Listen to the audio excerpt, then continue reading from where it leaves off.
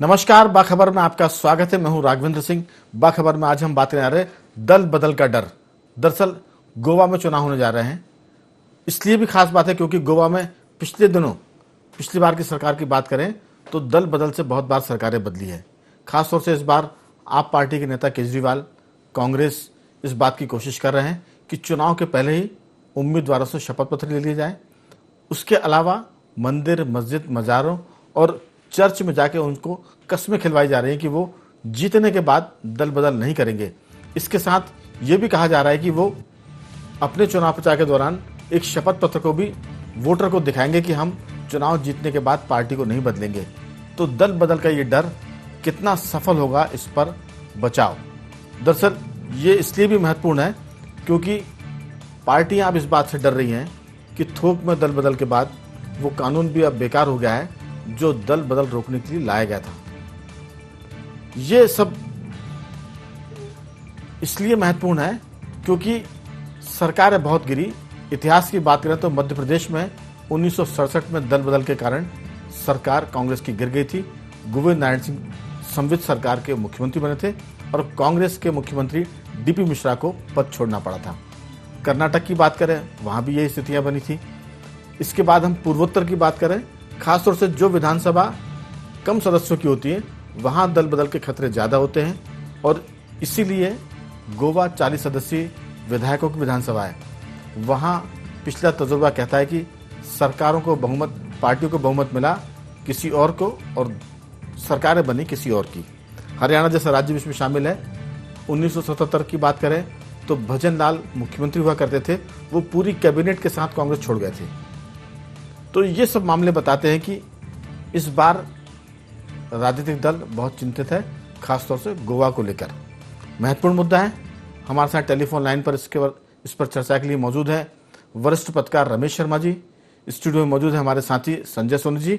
इसके अलावा telephone line पर दो वरिष्ठ साथी पत्रकार और जुड़ेंगे, जयराम शुक्ल और अजय वकील जी। सबसे पहले रमेश शर्मा जी, मैं आपकी तरफ आना चाहूंगा कि क्या दल बदल शपथ पत्र भरवाने से, मंदिर, मस्जिद और चर्च में कसम खिलवाने से रुक सकता है दल बदल का मामला जो है? क्योंकि जब किसी का ईमान गड़बड़ हो जाए, किसी विधायक का, किसी सांसद का जमीर खत्म हो जाए, तो ये जो एक तरह से मैं एक शब्द का इस्तेमाल करता हूं, क्या ये राजनीतिक टोटके काम कर पाएंगे? आपकी राय? पर एक बात समझ लीजिए, जैसा आपने खुद भी कहा है कि जिसका जमीर समाप्त हो जाए, जिसके संस्कार नष्ट हो जाए, जिसका ईमान खत्म हो जाए, उसके लिए ना तो फिर कोई भगवान जी की महत्व रहता है, ना किसी शपथ पत्र का महत्व रहता है। उसके सामने अपना स्वार्थ जो है वो सर्वोपरि होता है। इसलिए आप अगर देखेंगे तो राजनीति में पिछले कुछ दिनों से ये बराबर देखा जा रहा है कि कुछ लोग हैं जो कम से कम 4-4, 6-6 दल बदल चुके हैं। वो देखते हैं कि जो सरकार में जो दल आने वाला है वो उस दल में चले जाते हैं और उस दल के लोग भी उनका स्वागत कर लेते हैं जी। ये कहीं ना कहीं उम्मीद तो ये की जा रही थी कि स्वतंत्रता जैसे जैसे परिपक्व होगी, दिन बढ़ेंगे, वैसे वैसे कहीं ना कहीं परिपक्वता आएगी, स्थिरता आएगी, तो व्यक्तियों के स्वभाव में दृढ़ता आएगी। व्यक्ति स्वतः से, अपने संस्कार से, अपने सिद्धांत से, अपने विचार से जुड़ करके आगे काम करेगा। लेकिन इसके अलावा इसमें गिरावट देखी जा रही है। जैसे जैसे अब 73-74 साल हमारी स्वतंत्रता को होने आ रहे हैं, तो इसमें लगातार गिरावट ही देखी जा रही है। व्यक्तित्व में भी, चरित्र में भी, ईमानदारी में भी, सिद्धांत के प्रति समर्पण में भी ये बराबर देखी जा रही है। निश्चित रूप से ये सारी चीजें देश के हित में कतई नहीं है। और ये जो शपथ पत्र भरवाए जा रहे हैं, मान करके चलिए ये मुश्किल से 10%, 20% ही काम आएंगे। 80% लोग जो है इसमें से कुछ रास्ता निकाल लेंगे। ये माना जाता है कि अपराध और बेईमानी आगे चलती है, उसके बचाव के उपाय पीछे चलते हैं। अभी जिस कदम से इनको रोकने की कोशिश की जा रही है, ये उसमें से कुछ न कुछ नया कदम राघवेंद्र जी निकाल लेंगे। बिल्कुल शर्मा जी, आपने कहा कि लोकतंत्र 75 साल का हो रहा है, लेकिन उम्मीद की जाती थी कि ये जितना परिपक्व होगा उतना इसमें स्वच्छता आएगी, उतनी मजबूती आएगी। लेकिन स्थितियां चौतरफा हैं। हम अगर देश भर की बात करें तो मध्य प्रदेश देश का हृदय क्षेत्र है। 1967 में यहाँ दल बदल हुआ। इसके बाद हम दक्षिण भारत अगर चलें तो कर्नाटक में भी हो गया था। पूर्वोत्तर की बात करें तो वहाँ तो पूरी कैबिनेट ही मैं मुख्यमंत्री के दल बदल लेते हैं। हरियाणा में आप सबको याद होगा कि भजन लाल जब एक मुख्यमंत्री हुआ करते थे, वो पूरी अपने मंत्रिपरिषद के साथ पार्टी कांग्रेस छोड़ गए थे। यही स्थितियां जितना जितना लोकतंत्र मजबूत हो रहा है, पुराना हो रहा है, परिपक्व हो रहा है, इसमें मैं बेईमानी शब्द का इस्तेमाल कर रहा हूं। लोकतंत्र में बेईमानी बहुत बढ़ गई है, लोगों का ईमान खत्म हो रहा है, जमीर खत्म हो रहा है, और कहीं ना कहीं जो वादे ऊंचे नीचे आसमानी करते हैं, वो वादे करने वाले लीडर वोट तो पा लेते हैं, लेकिन उसके बाद धन के लालच में, पद के लालच में उस पार्टी के साथ भी दगा करते हैं जो उनको जिता कर लाती है। शर्मा जी, सिर्फ मैं इसमें एक चीज जोड़ूंगा, मध्य प्रदेश में पिछले दिनों एक उपचुनाव हुआ था, दल बदल के बाद दमोह, वहां की जनता ने दल बदल वाले प्रत्याशी को भारी बहुमतों से हरा दिया। अब एक ही उपाय है, दल अपने हिसाब से उपाय कर रहे हैं, शपथ पत्र दिलवा रहे हैं, अब जनता ही अंतिम उपाय करेगी कि जो दल बदल के बाद दोबारा चुनाव लड़ने आएगा और उसको वो हराएंगे, जिताएंगे नहीं। एक तो ये हो सकता है, और दूसरा चुनाव आयोग कुछ इसमें ऐसा कुछ नियम लेकर आ जाए, संसद कुछ ऐसा नियम बनाए कि जो दल बदल करेगा उसको 10 साल चुनाव लड़ने से या 5 वर्ष चुनाव लड़ने से रोका जाए। तब मुझे लगता है कि थोड़ा सा डर पैदा होगा। भगवान से, ऊपर वाले खुदा से, ईसा मसीह से या मज़ारों से ये राजनीतिक दल डरने वाले नहीं है, मुझे ऐसा लगता है। आपकी राय? जी बिल्कुल, आपने ठीक कहा, ये लोग इसमें बिल्कुल डरने वाले नहीं है। दल बदल कानून में ये प्रावधान है, लेकिन दल बदल वालों ने फिर एक रास्ता निकाल लिया। उन्होंने पहले विधानसभा से त्याग पत्र दिया, लोकसभा से त्याग पत्र दिए, उसके बाद दूसरे दल में शामिल होगा तो वो फिर दल बदल विधेयक लागू नहीं हुआ। दल बदल विधेयक वहां तक सीमित था कि अभी कोई विधायक रहते हुए दल बदल करेगा तो वो उसमें लागू होगा। तो जैसा कि मैंने कहा कि उसमें कुछ ना कुछ रास्ते निकाल लेते हैं। बिल्कुल, इसमें उन्होंने रास्ते निकाले, तो मुझे लगता है कि तू डाल तो मैं पात, तो फिर चुनाव आयोग को, लोकसभा को इसमें नए कानून बनाने पड़ेंगे, नए नियम बनाने पड़ेंगे। हमारे साथ वरिष्ठ पत्रकार जयराम शुक्ल भी जुड़ गए हैं। जयराम जी, आपका बहुत बहुत स्वागत है। जी नमस्कार। और वरिष्ठ पत्रकार अजय वोकिल जी भी जुड़ गए हैं। तो मैं इसमें अजय वोकिल जी से पूछना चाहूंगा, अजय जी, ये गंडे ताबीज टोने टोट के शपथ पत्र, मज़ारों और मंदिरों में भगवान के सामने जाके कसम खाना, क्या ये दल बदल को रोक पाएगा? या अभी इसके पहले रमेश शर्मा जी कहते हैं कि कानून बनता है लेकिन उसके पहले अपराधी दूसरा रास्ता निकाल लेते हैं। दल बदल की कोशिश तो हो रही कि ना हो, लेकिन दल बदल करने वाले खुद ही कुछ ना कुछ रास्ता निकाल लेंगे। आपकी इसमें क्या राय? निश्चित रूप से ये तो टोटकेबाजी है। ये क्या इसका कोई वैधानिक, संवैधानिक कोई मतलब इसका नहीं है। भगवान को आप प्रार्थना पत्र दे रहे हैं या हलफनामा दे रहे हैं। हालांकि केजरीवाल ने कहा है कि वो कानूनी कार्रवाई भी करेंगे। निश्चित रूप से उस हलफनामे में क्या लिखा है ये तो पता नहीं है, लेकिन ये बड़ा मुश्किल काम है, क्योंकि जितने भी कानून इसके दल बदल को रोकने के लिए बने हैं वो राजनीतिक दलों ने उसकी पतली गलियां निकाल ली हैं जी।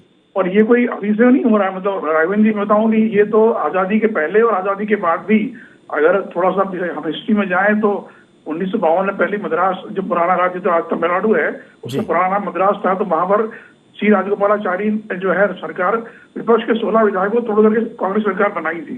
और बाद में उन्होंने कहा कि साहब ये जो है दल बदल का जो कानून बनाना गलत है, क्योंकि विधायक का जो विचार रखने का स्वतंत्रता विधायक की है वो उससे बाधित होती है।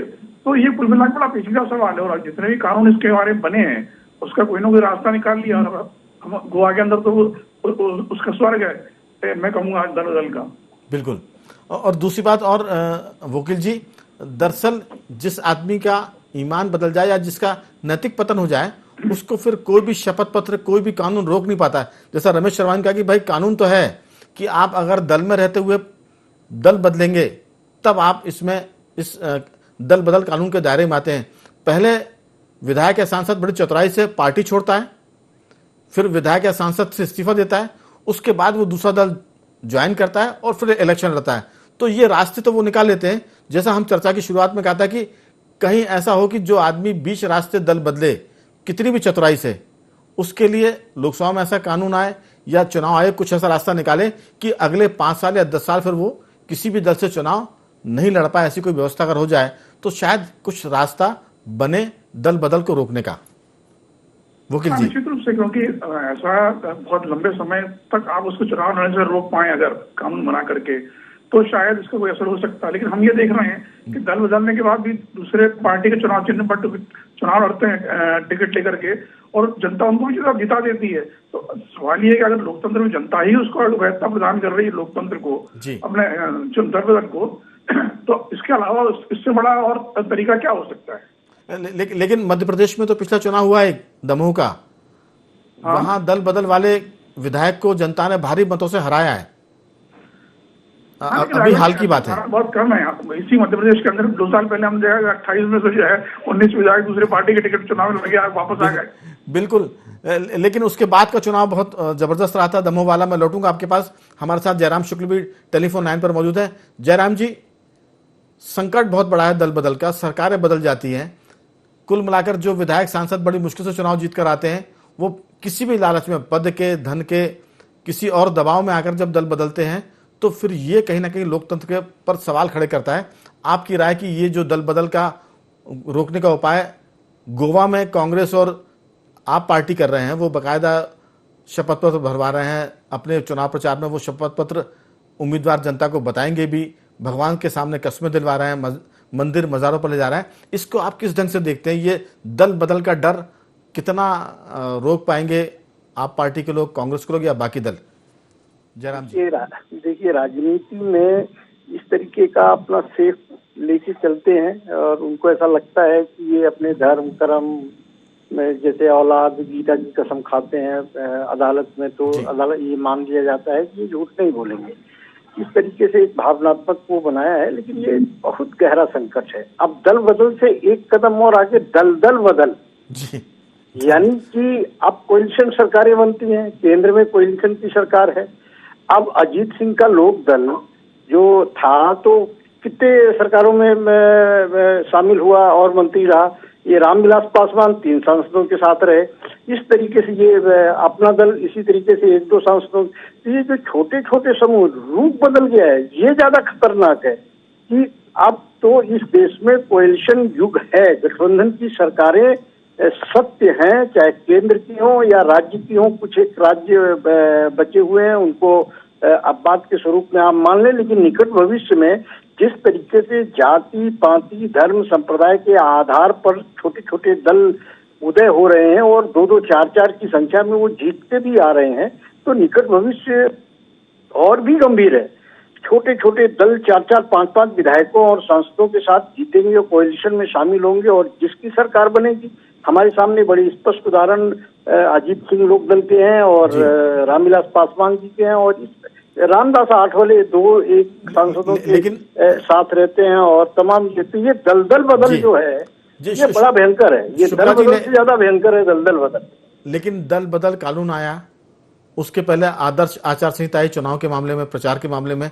दल बदल कानून में सुधार की जरूरत नहीं महसूस होती? जो जितने बड़े पैमाने पर ये चीजें बढ़ रही हैं, लोग पार्टियां छोड़ रहे हैं। आपने कहा कि क्षेत्रीय दल, क्षेत्रीय छोटी छोटी पार्टियां जीत के जब चुनाव आ रहे, तो ये एक तरह की सौदेबाजी करती है और ये लोकतंत्र को गंदा करने का काम भी करती है। अलग बात है कि जनता इनको जिताकर भेजती है। अजय वकुल जी कहते हैं कि जब जनता ही जिताएगी तो फिर कैसे काम चलेगा। लेकिन जनता के जिताने के बाद भी आखिर दल बदल का कानून तो आया ना, दल बदल रोकने का। इस कानून में और परिष्कृत करने की जरूरत है, सुधार की जरूरत है, मुझे लगता है।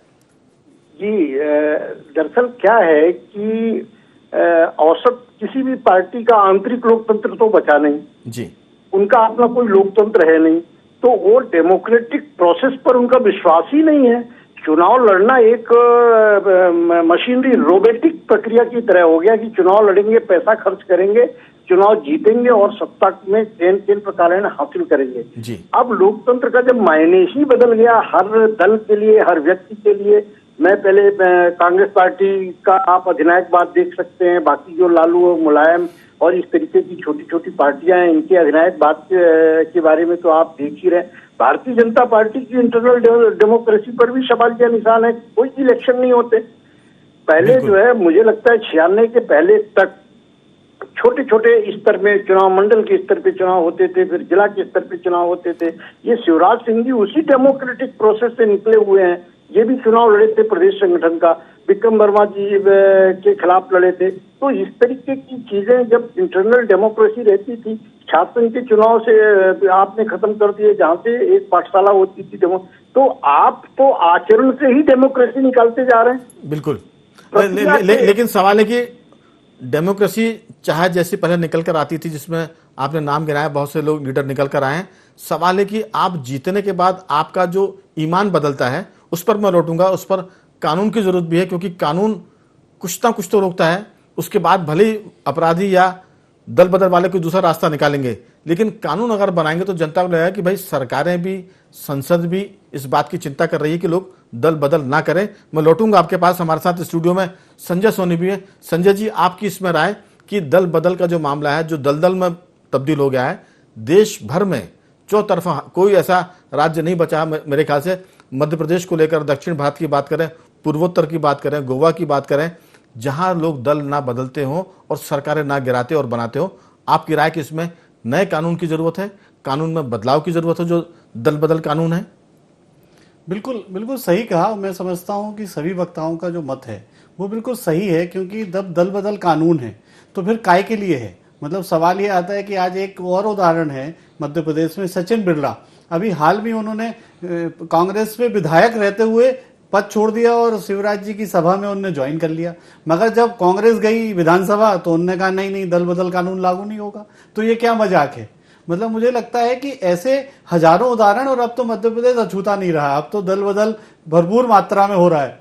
तो मुझे लगता है मध्य प्रदेश क्या पूरे देश में अब दल बदल कानून को सुदृढ़ीकरण और उसके सशक्तिकरण की दिशा पे सोचना चाहिए, क्योंकि अब तो दल बदल नोट के दल पे बदल रहा है। नोट जितना भारी उतना पार्टी किनारे करके आदमी पद छोड़ रहा, सांसदी छोड़ रहा और विधानसभा छोड़ रहा है। तो मुझे लगता है बहुत गंभीर व्यापक विषय है और इसको गंभीरता से सोच के और इस पे कानून में बदलाव की जरूरत है। शर्मा जी, दरअसल ईमान से तो काम चलने वाला नहीं है, क्योंकि ईमान बिगड़ता है इसलिए तो लोग पार्टी छोड़ देते हैं और फिर पार्टी छोड़ने के बहाने ढूंढते हैं। बहुत ही देशी उदाहरण की हम बात करें, लोग शादी जब करते हैं तो अग्नि को साक्षी मानकर 7 फेरे लेते हैं और उसके बाद अब तलाक भी हो जाता है। पहले कहा जाता था कि शादी जो है वो संस्कार है, भगवान ऊपर से तय करता है शादियां, नीचे लोग शादी तोड़ देते हैं। अब जो स्थितियां यहां तक नीचे चली गई हैं दल बदल के साथ साथ, तो आपको लगता है कि कानून से अगर कोई चीज बन सकती है या कुछ दिनों के लिए वो टल सकती है, तो दल बदल कानून को और मजबूत करने की जरूरत है। उसमें कहीं ना कहीं ऐसे संशोधन की जरूरत है ताकि दल बदल करने वाले थोड़ी सी दिक्कत महसूस करें। शर्मा जी, जो अपराधी होते हैं, जो रास्ता उससे निकालते हैं और कानून से बच निकलते हैं, लेकिन फिर भी अगर कानून बनता है तो उसमें कुछ दिनों तक तो उसमें राहत होती है, और ऐसा नहीं है कि सारे लोग कानून से बचने का रास्ता निकाल लेते हैं। मान करके चलिए कि 85% लोग फिर कानून से डर करके मर्यादा का उल्लंघन नहीं करते। तो मैं समझता हूँ इस मामले में दोनों तरफ से काम करने की आवश्यकता है। एक तो कहीं ना कहीं जो लोग भी विधानसभा अध्यक्ष हैं, लोकसभा अध्यक्ष हैं, उनको कहीं ना कहीं राजनीतिक संस्कार जागृत करने का वो अभियान चले, और सरकारों को ये चाहिए कि वो इस कानून को और कठोर कानून बनाए। लेकिन अगर शर्मा जी, विधानसभा लोकसभा के अध्यक्ष भी पार्टियों से सही बनते हैं तो वो पहले पार्टी की तरफदारी करते हैं, बाद में वो दूसरी चीजों को पर ध्यान देते हैं। ये एक दिक्कत जरूर आ गई है।